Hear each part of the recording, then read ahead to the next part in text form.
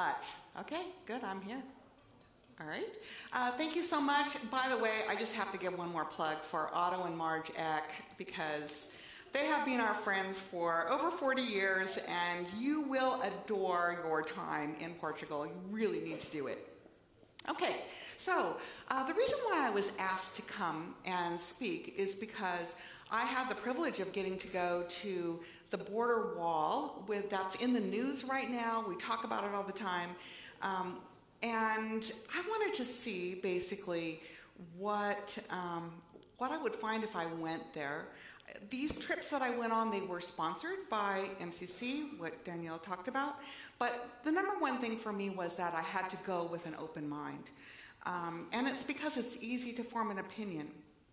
So I just wanted to tell you a little bit about MCC, Mennonite Central Committee. It's a worldwide ministry of Anabaptist churches. They share God's love and compassion all in the name of Christ by responding to basic human needs and working for peace and justice. So MCC works in every continent in the world except Antarctica and Australia. And we have offices in over 50 countries, and again, it's relief development in the name of Christ. One of the things you need to know about MCC is that one of the founding meetings of MCC was actually right here at Tabor College 100 years ago, almost 100 years. Next year, it's 100 years. So those of you who aren't seniors, you get the opportunity to perhaps come to a celebration for the centennial. All right, so the situation in Arizona. As I said, I got to go to Arizona and I got to go to Texas. So the first thing, and this will make a lot more sense when I'm done with this talk, the border wall in Arizona was on the border. That was number one. You'll see that that's not necessarily the case everywhere else. Another thing is that it's really a tough place. The desert there is seen as a natural border. When we were there, it was like 115 degrees outside, and oh my goodness, and they always wanted us to be outside so we could feel it. And I thought, nah. Okay, the valleys and the flatlands is where most of the people coming over are really women, children, etc. And most of the flatlands were where women and children came across. But is it only women and children coming? No, there are also drug smugglers.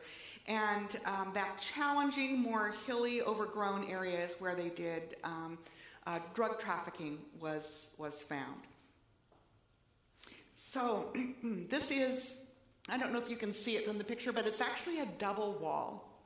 And this was our group. We went there when we first arrived. We prayed at the wall, and yeah, it was formidable, as you will see in the next slide.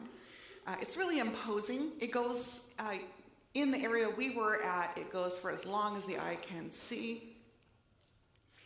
And one of the things that was very interesting to me was that we use the United States, we use Israeli technology to be able to monitor the wall. And actually this picture goes up even further, and they have this Doppler thing. They can actually listen to conversations. And we were joking because we thought, well, they're probably listening to our conversation, and it wasn't very interesting at all. So the border guards really loved this technology, and I think that they felt like, whereas people can actually get over the wall in about 15 seconds, this actually gives them a little bit better idea of who's coming and what's going on. So now we talk about, do we want a wall built clear across the whole United States? And you need to know, especially where we were at, the topography of the land does not allow for a tall fence everywhere, and that's sort of being recognized. What was interesting to me was because in this area they get really, really heavy rains. In the desert you can get very heavy rains. And so the border guards, one of their job was to go and open up gates to let water and debris go through, because if water and debris pushes up against the fence, it will actually knock it down. water is very powerful. So when it rains heavily, the border guards, their job is to go and open up big gates. So I thought that was rather interesting. So when it came to Mennonite Central Committee and we were there, basically we have a little bit of work on the US side, but not too much. They have a big program called The Right Not to Migrate. And that was important to me because I realized that in talking to some of the people that were coming across, they really didn't want to come to the United States. So we think the US is great, but really all they wanted was to have safety, food, etc. So the majority of MCC's immigration work is actually being done in most of the Central American countries and Mexico. So the people, though, are motivated to get across, and they feel like they have no choice but to get across, to flee violence and poverty. And they also feel like if they stay in their own country, that they will probably perish, so they have nothing to lose. One of the programs that I loved going to, and you'll see in a couple of slides why I loved it so much, was a place called Café Justo. And what happened was in Mexico, especially in southern Mexico, near the Guatemalan border, they raised coffee. And the big corporations would give the farmers a certain amount of money for bags of coffee beans. And what happened was then big corporations said, I think we can just offer you a fraction of what we were giving you before, and too bad for you because we're the only game in town. So I'll go to the next slide. There was a microloan. One of the farmers was trying to get into the U.S. and because he couldn't raise his family, he couldn't feed his family with what he was growing. And he talked to some of the people there about what the problem was. And so they helped get him a microloan. And I'm talking about a really little loan. It was like, I think, $1,000 or $1,200 to buy a coffee roaster. And so he was able to form a co-op of the farmers in southern Mexico to raise coffee beans, and then they roasted it themselves and they were able to distribute it. So this is my favorite slide because I love coffee very much, and I was in a room where they were roasting the coffee, and it was just, yeah, okay, that's my happy place. All right, so we know about co-ops here in Kansas. Farmers have co-ops, and that gives them a chance to regulate the pricing, etc. And they were then able to, with money that they had earned, buy an even larger coffee roaster, which is, I mean, the one that you saw on the former slide was a second or third generation coffee roaster. So what it did was, with just a little tiny bit of money, it gave farmers a chance to make a decent living, stay where they're at, and not have to come across the border. You need to also know that immigration law is complex. And I wrote this before I'd even gone to Texas, and I had a pretty good idea of what was going on, I thought, when I went to Arizona. And when I just got back, just a little over a week ago, I feel even more confused. So if you don't understand everything, you can come tonight. But if you don't understand everything, there's good reason. It's really complex. First thing you need to know is that immigration laws, basically the immigration laws that we have right now, the majority of it was passed in 1921 and 1927. That's a long time ago, and the world was a different place then. They decided that they would impose quotas for every country in the world. And that quota system really favored Northern and Western European countries. It was put that way from the very start, that that's who we want in the United States and really not anybody else.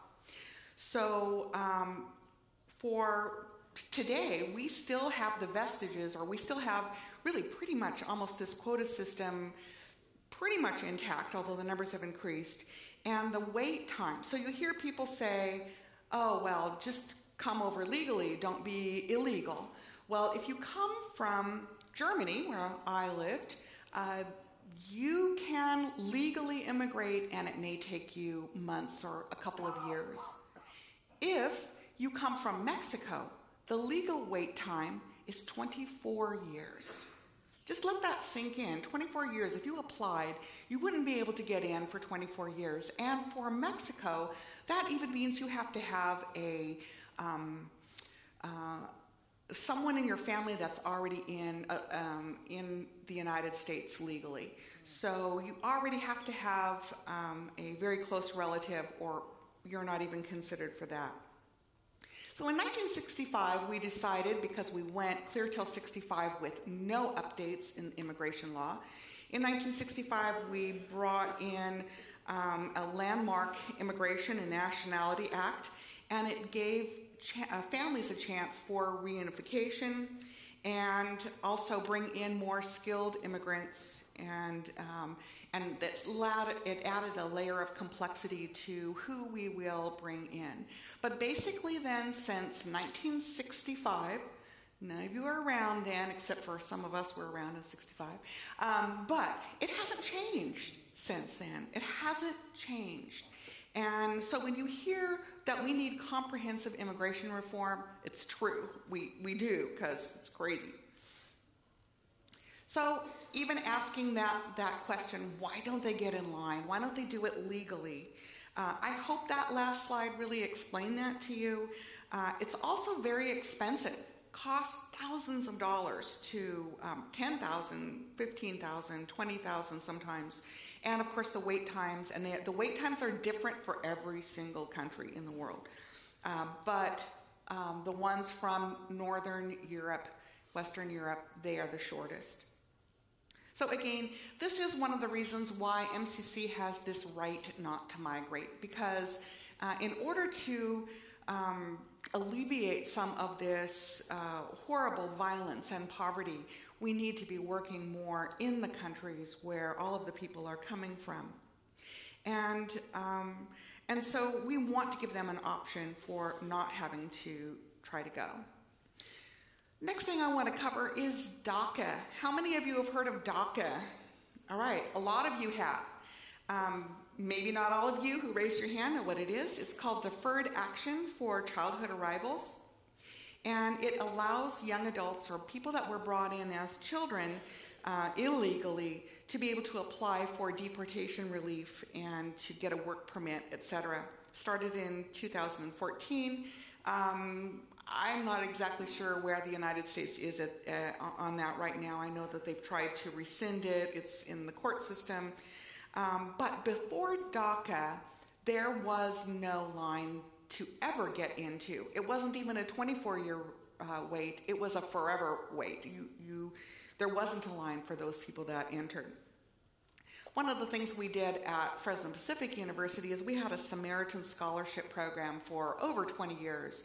And those were for undocumented students that couldn't get any financial aid, anything like that. And what we found was almost every one of those students was a valedictorian in their respective high schools. So they were super brilliant kids. Now the crime of illegal entry. We hear, these are criminals, etc.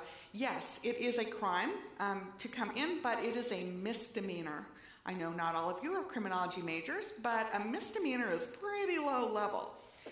It includes public drunkenness, vandalism, drug possession, shoplifting, trespassing, petty theft, jaywalking also. That's one of the things that is a misdemeanor.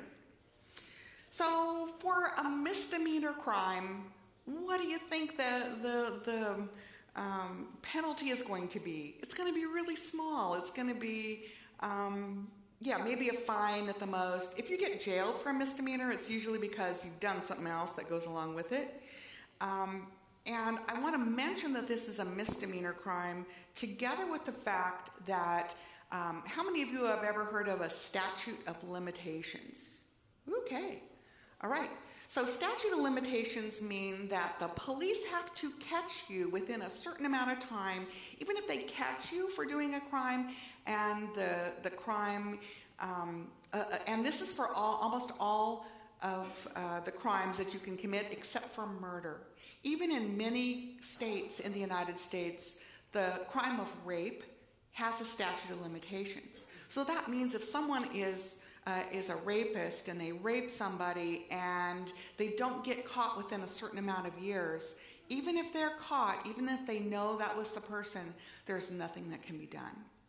The reason why I'm bringing up statute of limitations is, other than murder, the crime of going across the border is the only other crime in all states that has no statute of limitations. So if you illegally cross the border in 1980, you could still today be deported. All right, now I'm going to get into my Mexico trip. This, I was asked, it came together actually quite quickly, and it was supposed to be for Mennonite Brethren leaders. So we had someone from our Hispanic Mennonite Brethren churches in the West Coast. We had the director of the M.B. conference, Don Morris. We had several pastors from our LAM conference, which is Latin American Mennonite Brethren.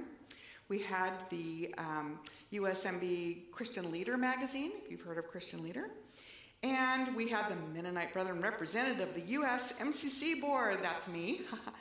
And the director of the US MCC was there along with 3 MCC staff. So that was who we were. And this is us looking at the situation. It looked very similar to Arizona, and I was thinking, okay, I got this. I'm not going to see much different. Then one of the first places that they took us to was to a Catholic Charities Respite Center. This place looked small on the outside. This is a picture of it. We couldn't take pictures on the inside because ICE agents had just brought in 350, basically, women, children, a few young men, a few elderly people, and they had been caught all along, not caught, but they were, had declared asylum. And so one thing you need to know about declaring asylum is it's international law, and it doesn't mean that we get or will keep everyone, but we are, by international law, we have to take people in. So all of these people were legal. And there they gave them coats and fed them and gave them a place to stay. Usually they were headed out to go live with family members or friends in the United States. For those people that didn't have a place to go, they were sent to a shelter called La Posada. There's actually several shelters, but this is the one we went to. There they could stay for as long as they needed. Most people didn't stay very long, but some people stayed for years. The lady with the white hair and pink blouse, you could barely see her there, she ran this place together with 2 other nuns. They were all nuns. She was 85 years old. 85.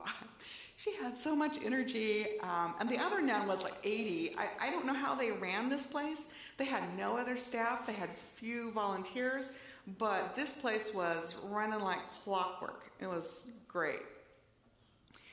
This baby, it's not being held. The baby's not being held by its mother. This is Maritela Chavez from California, from the US Hispanic churches.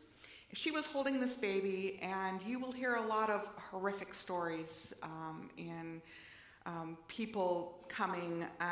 The one woman was raped and really wondered whether or not she should abort her child, and the nuns were able to convince her to keep this little one, and they say it doesn't always happen, that they can keep their babies, but she was, they were thrilled with this little guy, and it made a great picture. One of the next things that we did is we went to the Guatemalan consulate. Guatemala is one of the countries that sends probably the most people into the United States. And the consul general there met with us for 2 hours. We were really grateful for that. she talked a lot about what Guatemalan consulate was able to do to help people that had come to the U.S. What she didn't talk about was, what Guatemala can do to help people to have a safe life there in Guatemala. So she didn't talk about that at all. But she was very interesting. Then we went to another place. It was run by the McCain Institute for International Leadership through Arizona State University. And we learned about a little bit about sex trafficking, but more about labor trafficking. And labor trafficking is less known. People are brought into the United States, sometimes in these big tractor trailer things, but also they're promised that they're going to have a job and papers and all of that. Once they get to the United States, then their papers are taken away from them, or their passports, and they are basically slaves to work in agriculture, construction, manufacturing, all over the United States. And this affects a lot of men. Many people think, well, it's just women that are trafficked, but no. Actually, I think more men are trafficked than women. Then we went to, what I loved about this trip was that there were lots of universities that were able to do some important things. The South Texas Human Rights Center, they were partnering with several Texas universities, and they were working on forensic identification. This picture behind me is of one county in Texas, Brooks County, and every red dot is a migrant that died trying to get into the U.S. It's very, very forbidding. As I said, in Arizona it was hot, but it was flat, and here the underbrush oftentimes had cactus, and I just couldn't imagine walking through that. And people need water. They are walking hundreds of miles, and they need to have water and food. So lots of people die. The blue dots are water stations that the farmers who own, this is all privately owned land, so farmers agreed to have water stations put there so that people did not die of thirst. In Arizona, it's a little bit different. It is public land, and so there are people called Minutemen that actually go around and shoot the water stations so that people will die of thirst. So this is what one of these water stations looks like. The people there also were working with a forensic lab, measuring, taking DNA samples from people who had died and trying to get samples from people who would call in and say, hey, my loved one is gone, and can you help us find them? So they would do DNA matches and repatriate them to their countries. These water stations, they were designed by university students, and they just hold jugs of water, but it's on this weighted system so that if somebody takes a jug out, then it sends a signal. There's like a solar cell on there, and it sends a signal saying water's been taken out, and that way they know how much to refill everything instead of having to go around and always refill. So that was quite ingenious. And I'm not even telling you half of all the places that we went to, but we went to another place called Pro Bar, and it is put together by the American Bar Association, and that's because there's a lot of, as you probably heard, unaccompanied children coming across. And the man that we were talking with, he said that they try to give them legal representation. If they didn't have that, they would have to fill out all the legal paperwork in English, and these are children with no one, and of course most of these children don't speak English, so it's almost an impossibility if they don't have someone helping them. And these are they are paid by the American Bar Association, but the people themselves don't have to pay very much to get representation there. We met with a delightful pastor couple.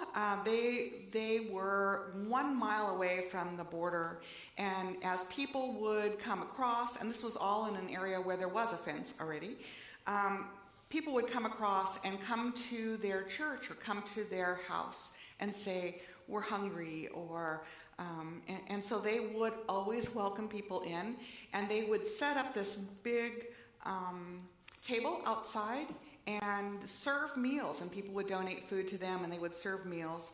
And the funny thing is that the border guards would also come to them, and they invited them to come and sit down. And they said so many times border guards were sitting right next to undocumented people that had just come across, and they didn't know that that's who it was. They thought they were just having a family gathering. So it was kind of interesting. And they all had a great time until they, I guess, figured out who they were.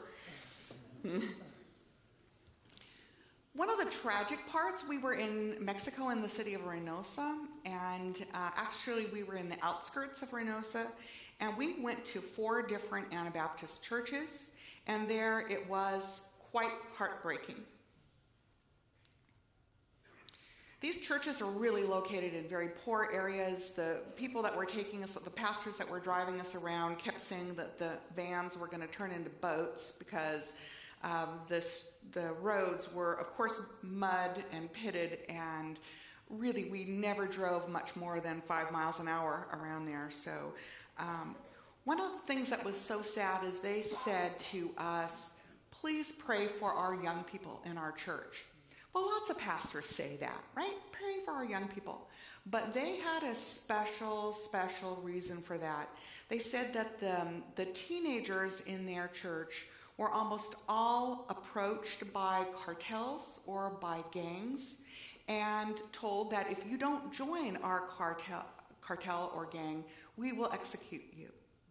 And so the youth have a horrible decision to make. What are they going to do? And one of the churches had just recently had a young man was walking to church with his mom, and he had refused to join a cartel, and so they came up behind him and shot him in the head 3 times and murdered him on his way to church. So the churches are, somewhat desperate, and so they say, God can protect our young people, but we need all of you to pray for us.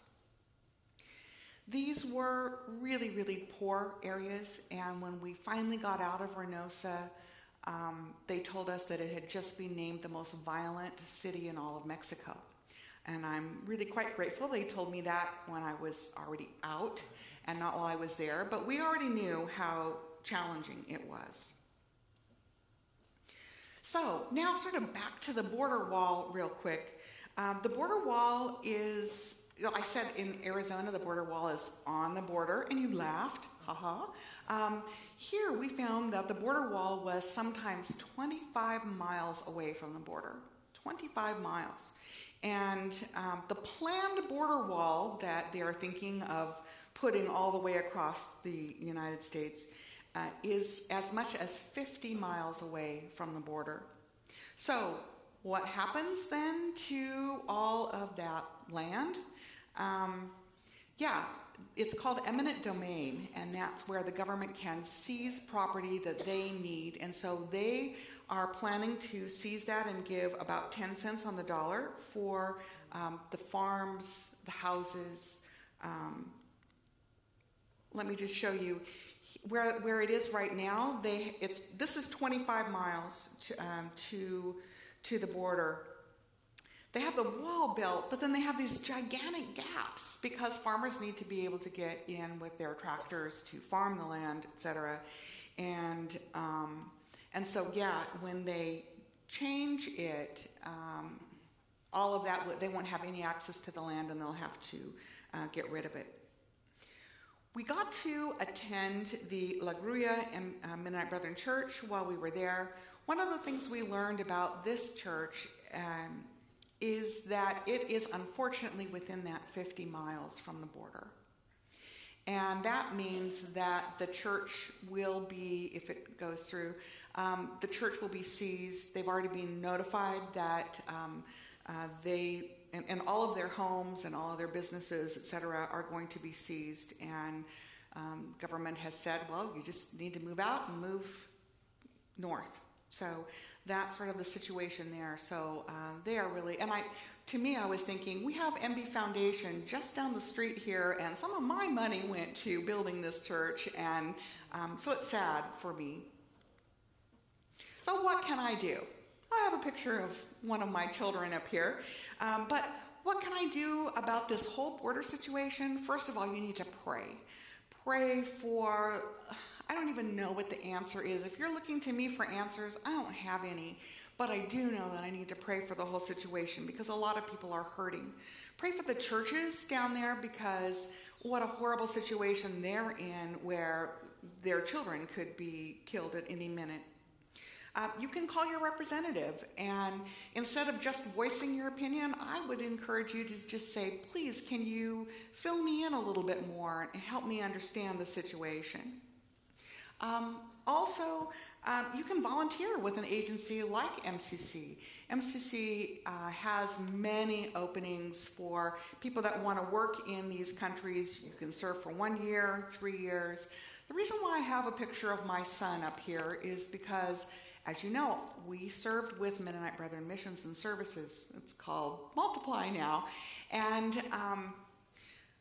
so we did church planting. We were evangelists, etc. And our son grew up in that, and he really wanted to serve God. And but he's really shy. I don't know how he became my son, but he's really shy. And so he decided that he wanted to do something. He wanted to serve God, but he didn't think evangelism was the thing for him. And so MCC offered him that opportunity, and he actually went to Cambodia. And I mention him because I think a lot of people want to serve God but don't know if evangelism is what they can do. So anyway, that is basically what I want to encourage you to do. If you want any more information about MCC, please come to me. I'm over in Lawrence, the top floor. Tonight there's going to be a panel, and I have lots more to say. So are we going to have the, just pray. All right, I will pray. Good job. All right, Lord, thank you for this day. Thank you that we didn't get a sheet of ice as we were expecting. Lord, I just pray for everyone here that God would touch their hearts with the need that is here in our world and what we can do about it. Thank you. Amen.